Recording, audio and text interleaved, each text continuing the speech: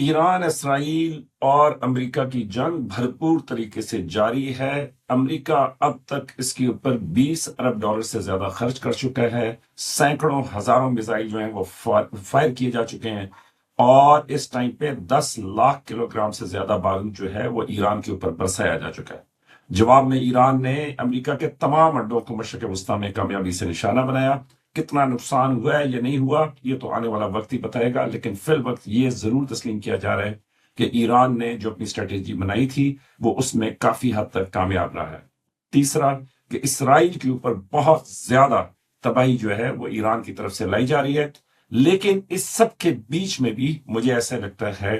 کہ جیسے کم از کم امریکہ اور ایران کی طرف سے مکس سگنل دیے جا رہے ہیں۔ اس کی مثال یہ ہے کہ جو امریکی ہیں وہ یہ کہہ رہے ہیں کہ جی ہم جو ہے کیا کہتے ہیں اس کو، ایران کو نیوکلیر پروگرام نہیں بنانے دیں گے، ایران کو دوبارہ جو ہے نا نیگوشیٹنگ ٹیبل کے اوپر لے کے آئیں گے، اور ساتھ امریکہ کے صدر نے صدر پیوٹن سے بات کی ہے، اور صدر پیوٹن جو ہے وہ ایران کے کافی قریب سمجھے جاتے ہیں۔ اس وجہ سے یہ سگنل مل رہا ہے کہ ایز اف امریکہ کے صدر جو ہیں اس جنگ کو جلدی ختم کرنا چاہتے ہیں، اور ساتھ ہی ساتھ یہ بھی ہے کہ تیل کی قیمتوں کو کم رکھنے کے لیے ایک تو وہ آئی ای اے نے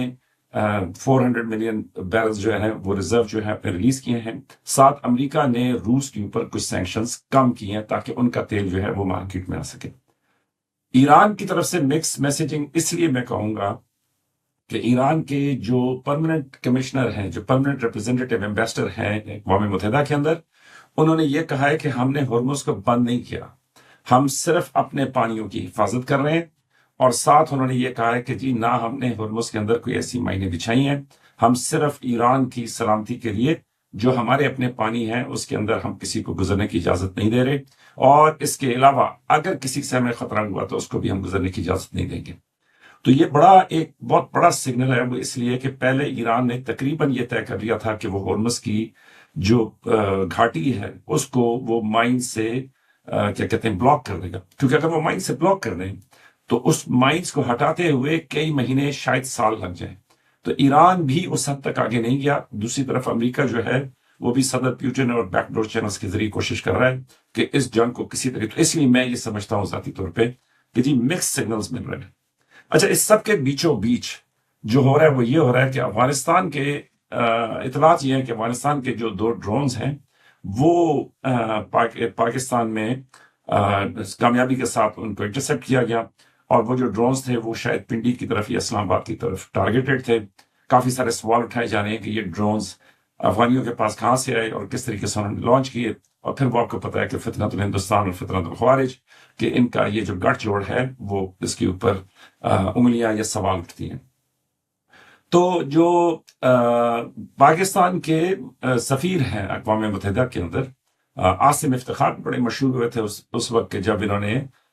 جو اسرائیل کے ایمبیسڈر تھے ان کو ٹوکا تھا، تو انہوں نے یہ جو میٹنگ ہوئی جس میں ووٹنگ ہوئی تو اس میں پاکستان نے بحرین کا جو پروپوزل تھا اس کا بھی ساتھ دیا، اور پاکستان نے جو روس کا پروپوزل تھا اس کا بھی ساتھ دیا، اور ساتھ جو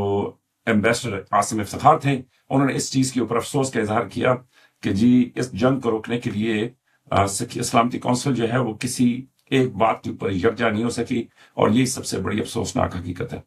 تو جو 2 ریزولوشن تھی، اس میں جو بحرین کا ریزولوشن تھا اس کے اوپر یہ تھا کہ جی مشرق وسطیٰ کے اندر جو عرب ممالک ہیں ان کے اوپر جو ہے اٹیک نہیں کیا جانا چاہیے تھا ایران کی طرف سے، اور جو روس کا پروپوزل تھا اس میں یہ تھا کہ جو عالمی قوانین ہیں ان سب کی جو امریکہ نے پامالی کی ہے، اور اس پامالی کرنے کی وجہ سے امریکہ کو فوراً یہ جنگ روکنی چاہیے، کیونکہ اگر اسی طریقے سے امریکہ دنیا کے تمام عالمی قوانین کو پامال کرتا رہا تو پھر یہ ہوگا کہ دنیا میں ہر کوئی اپنی منمانی اپنی مرضی کرے گا۔ ایک بڑے عرصے میں بڑی کوششوں کے بعد، دوسرے جنگ عظیم کے بعد، ایک جو ہے نارمل وے آف ورکنگ بنا تھا جس میں کچھ اصول طے کیے گئے تھے کہ کس طرح کسی کے اوپر حملہ کیا جا سکتا ہے یا نہیں کیا جا سکتا۔